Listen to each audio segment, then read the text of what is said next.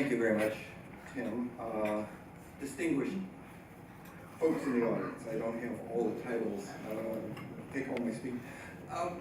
I used to think the worst possible time to be on lecturing was undergraduates immediately after lunch. I suspect that doing this after dinner, at least you're not hungry, that helps, but you may be sleepy, and that doesn't help me. The topic is the changing nature of food security in Asia. So the obvious question is, changing from what? Let me give you a little background. I'm actually an economic historian by training, not a development economist. I come to agriculture honestly. I grew up on a farm, so that's how I get the perspective. But the background is historical in the sense that when I was teaching at Harvard, I co-taught a course on the structural transformation in historical perspective, where my part of the course was to look at the historical experience of England, France, Germany, Russia, Japan, Thailand, and Indonesia from the perspective of agriculture. We think of the Industrial Revolution as the driving force, but I was always interested in what was the role of agriculture in those great, as what Robert Fogel calls, the great European escape from hunger, an escape that subsequently Japan and much of the rest of Asia has also managed, thanks, as we heard today, to some of the efforts from Norm Borlaug. But the historical record is one of an agricultural sector playing an absolutely essential role in stimulating economic growth in the rest of the economy and in leading the reduction of poverty that comes about because of that economic growth. Agriculture is the real link between economic growth and poverty reduction. And when you get economic growth without that stimulus from agriculture, you don't see nearly as much in the way of poverty reduction. So I come from this historical experience thinking agriculture is really important if you're interested in poverty reduction. Obviously, poverty and food security are closely linked. So that's going to be the main theme. I'm one of the few people in the profession who worked actively on the world food crisis in 1972-73, and I want to reflect a little bit on the experience then versus the experience with the food crisis in 2007-2008. What's similar, what's different? One of the big differences is that the earlier food crisis, the 72-73 crisis, was genuinely a production-induced crisis. We had a really severe El Nino in the summer of 1972, sharp drop in rice production in the dry season right across Asia, a run-up, a blowout on rice prices in the world market, and we had an absolutely terrible response to that production shortfall in terms of trade. Thailand simply closed its border and withdrew from the world rice market, and for 9 months there was no world rice market.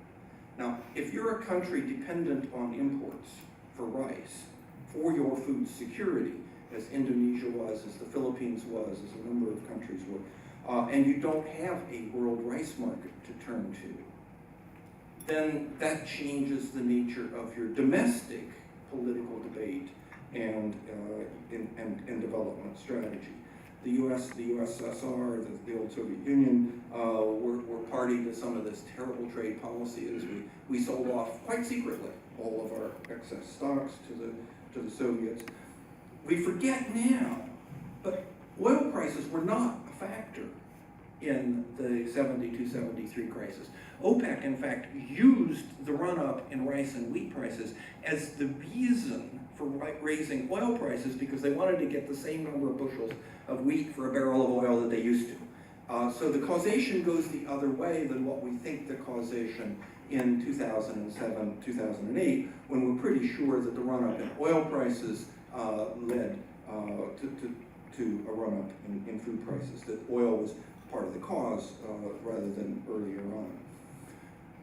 Out of this run-up in food prices that we saw 72, 73, which for wheat and corn continued on, we had an absolutely huge production response, an absolutely huge response to the high prices in terms of an increase in production of wheat, rice, and corn. Now that production response took almost a decade, but by the mid-1980s, we had so much grain available in the world relative to demand that it was complete collapse. Oil prices collapsed as well. The whole commodity market simply collapsed in the mid-1980s. And for grain prices, rice in particular, we did not get back to anything like normal long-run prices until the early turn of the millennium. We had almost 2 decades of very depressed grain prices.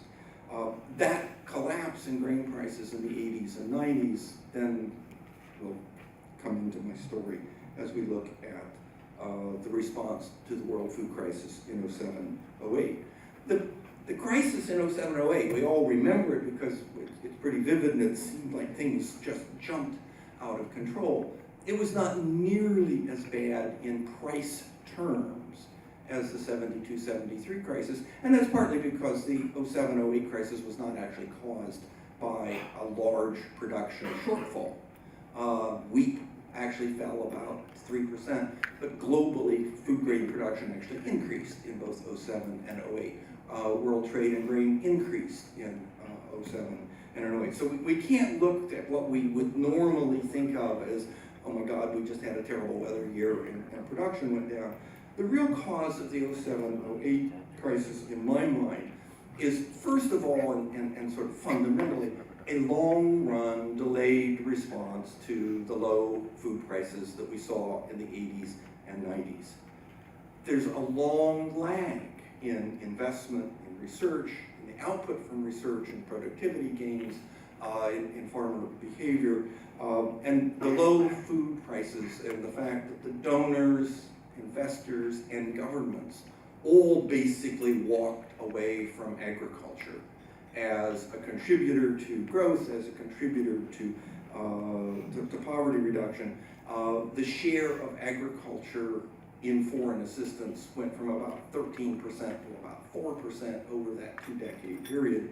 It just became impossible to get the World Bank or the ADB or most governments to look seriously at agriculture, not just because of what it contributes and the value of output to GDP, but because it was the essential link between economic growth and poverty reduction. We simply couldn't get people to think about that. There was a radical rundown in grain stocks after the prices collapsed in the mid-1980s.